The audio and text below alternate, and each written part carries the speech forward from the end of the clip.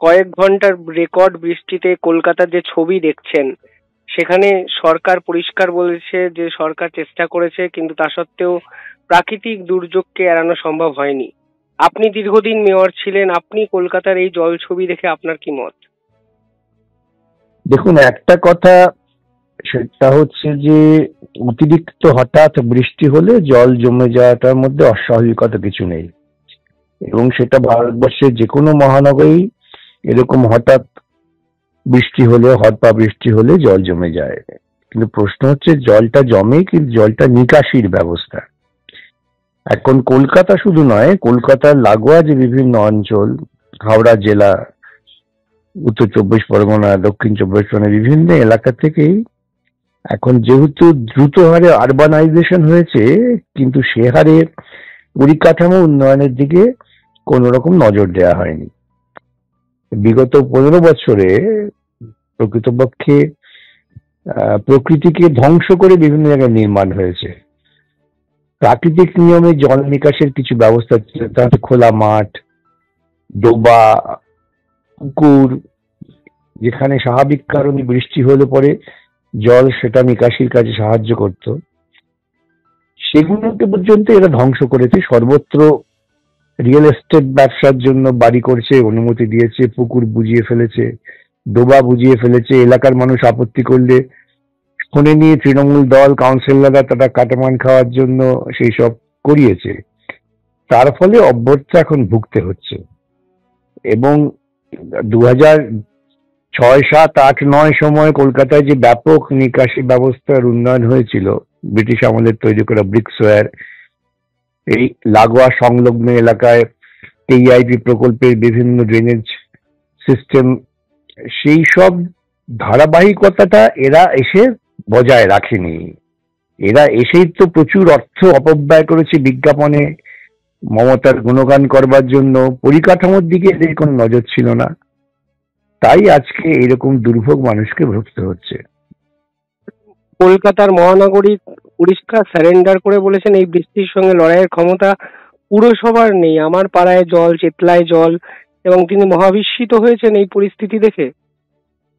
না, একটু তার তো আগাম আভাস ছিল, আমার তো মনে হয় আগাম আভাস ছিল। কারণ এবার বারে বারে পরিবেশবিদরা বলছেন যে ব্যাপক বর্ষণ হতে পারে।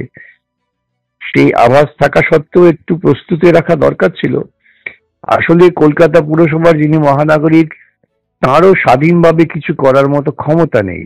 সবটাই এত বেশি তারা দিদি নির্ভর, এবং দিদি আত্মপ্রচারে কেন্দ্রীভূত করতে গিয়ে পুরসভার যে ফান্ড সমস্ত অপব্যয় করেছেন। এখন পুরসভার তেমন কোনো ফান্ড পর্যন্ত নেই যা দিয়ে এরা ধারাবাহিকভাবে এই ড্রেনেজ সিস্টেমটাকে বজায় রাখবেন। কন্ট্রাক্টররা টাকা পাচ্ছেন না, কর্মচারীরা তারা টাকা পাচ্ছেন না, অবসরপ্রাপ্ত হলে পেনশন পাচ্ছেন না, শূন্য পদ পূরণ হচ্ছে না, কন্ট্রাকচুয়াল লেবার দিয়ে কাজ করাবার চেষ্টা। এর ফলে কিন্তু প্রশাসনিক পরিকাঠামোটা ভেঙে পড়েছে, এবং সেটা ওরা স্বীকার করতে চাইছেন না। স্বীকার করতে গেলেই ওদের তো মমতার বিরুদ্ধে কথা বলতে হবে, সে কথা বলার সাহস নেই। কিন্তু পরিণতিতে ভুগতে হচ্ছে সাধারণ নাগরিকদের। স্যার, আজকের দিনে দাঁড়িয়ে কি এই প্রশ্ন উঠবে যে শেষ 14 বছরে পরিকাঠামোগত কতটা এগুলো আমাদের এই কলকাতা? কারণ আজকে মেয়র বলেছেন যে নদী উপচে পড়ছে, খালে জল ফেলছি, সেটা আবার ঘুরে চলে আসছে, গঙ্গা থেকে জল ঢুকছে। ফলে আলটিমেটলি সেই কথাগুলোই ঘুরে ফিরে বলেছেন তিনি, যেগুলো এর আগেও বিভিন্ন সময় বলেছেন। ফলে পরিকাঠামোগত বা কলকাতা এগোলো না, আপনি প্রাক্তন মেয়র হিসাবে এটা কিভাবে দেখছেন?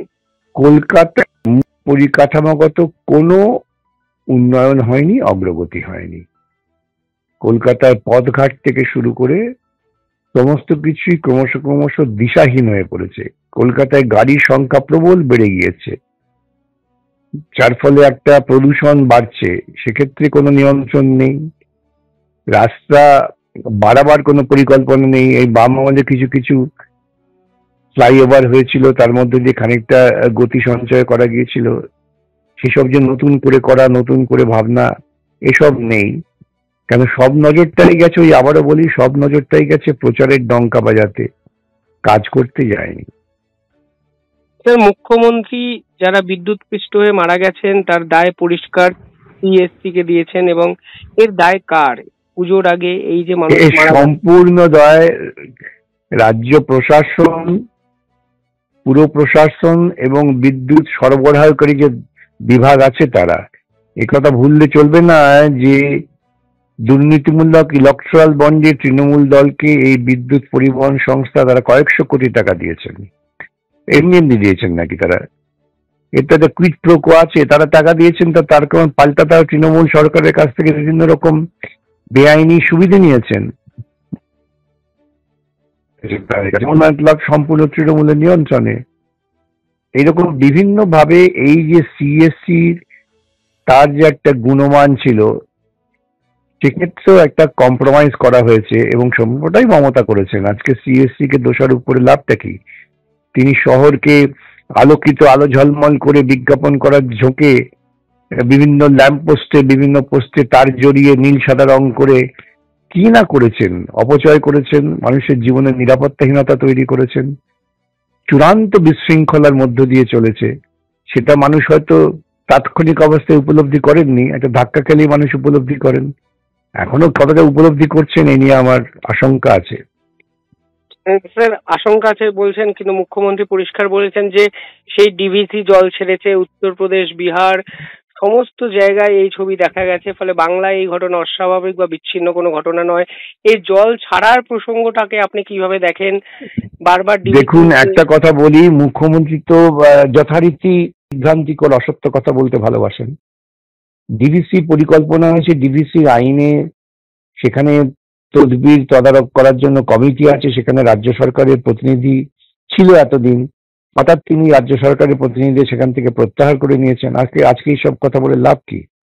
রাজ্য সরকারের তো একটা নৈতিক দায়িত্ব আছে ডিভিসির প্রসার ঘটানো, ডিভিসি কে উন্নত করা।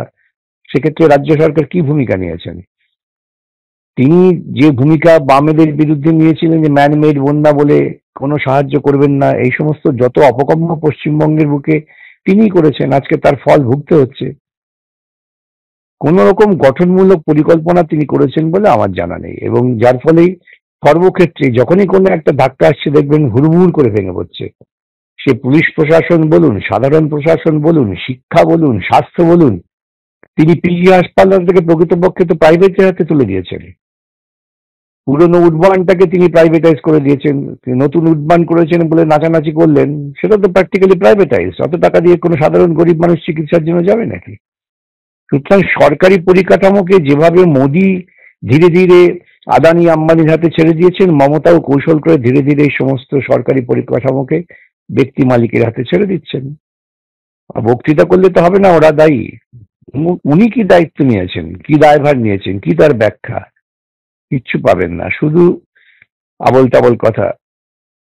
উনি এই সময় লাচ গুটিয়ে বিভিন্ন জায়গায় পুজো উদ্বোধন করে বেড়াচ্ছেন। এটা কি মুখ্যমন্ত্রীর কাজ নাকি? যে রাজ্য ডুবে আছে জলে আর তিনি নেচে বেড়াচ্ছেন, যেতে পারছেন না, ভার্চুয়ালি করবে। আর কথায় কথায় তিনি স্কুল বন্ধ করে ছুটি করে দিচ্ছেন, ছাত্রছাত্রীদের সর্বনাশ করে দিচ্ছেন। এবং প্রকৃতপক্ষে প্রাইভেট স্কুলগুলো তারা তাদের কাজ করে যাবে, এবং যে বাপ মা সামান্য সম্ভব না খেয়ে হলেও ছেলে মেয়েকে প্রাইভেট স্কুলে পাঠাবে, এটাই ওর কাজ। এবং সেই প্রাইভেট স্কুলের মালিকরা ওকে বিভিন্নভাবে ফান্ড করে।